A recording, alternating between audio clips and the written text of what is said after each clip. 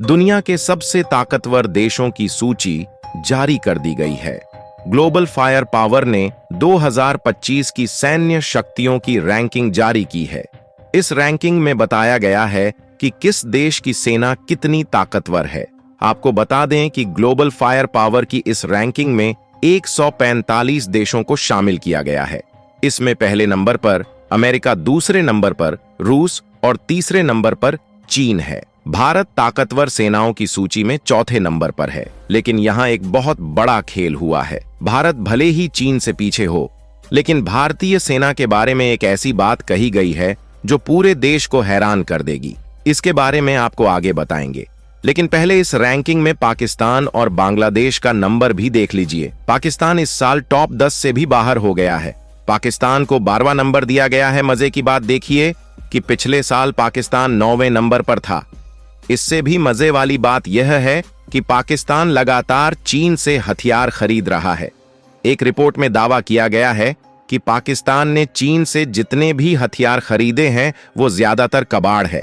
भारत के खिलाफ सर उठाने वाला बांग्लादेश 35वें नंबर पर धक्के खा रहा है और यह भारत से लड़ने की बातें करते हैं। चलिए पाकिस्तान और बांग्लादेश को छोड़ दहते हैं, इनको तो तालिबान और अराकान आर्मी ही निपटा देंगी। मगर बात भारत और चीन की करते हैं।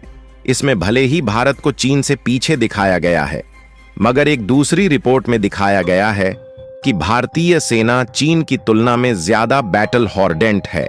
बैटल हॉर्डेंट का मतलब यह है कि भारतीय सेनाओं को चीन से ज्यादा युद्ध लड़ने का कौशल और तजुर्बा है। चीन भले ही अपने हथियारों की संख्या बढ़ा रहा है, लेकिन मैदान में लड़ने का कौशल भारत को ज्यादा आता है। वैसे भारत भी हथियारों की रेस में पीछे नहीं है। भारत ने तो अब खुद ही अपने हथियार बनाने शुरू कर दिए हैं। एक रिपोर्ट में कहा गया कि भारत 20-25 सालों में कई छोटी बड़ी जंग लड़ चुका है। कश्मीर और नॉर्थ ईस्ट में ऑपरेशन करते करते भारतीय सेना को जबरदस्त अनुभव मिल गया है, जबकि चीन को 1979 में वियतनाम युद्ध के बाद से जंग लड़ने का कोई खासा अनुभव नहीं है। आपने लद्दाख में देखा होगा कि जब चीनी सैनिक भारतीय इलाके में दहाते हुए गुस्से थे, उसके तुरंत बाद ही बिलबिलाते हुए भाग भी गए। फिलहाल अब आपको भारत की एक ऐसी ताकत दिखाते हैं जिसने चीन के होश उड़ा दिए हैं। हाल ही में पीएम मोदी ने एक ही दिन में भारतीय नौसेना को एक सबमरीन, एक डिस्ट्रॉयर और एक फ्रिगेट सौंपा है।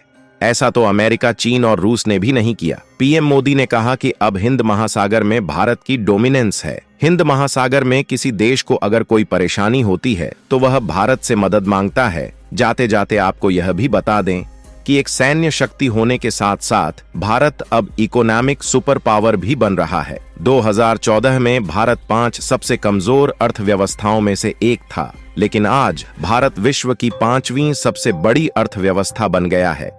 आने वाले दिनों में भारत तीसरे नंबर पर आ जाएगा।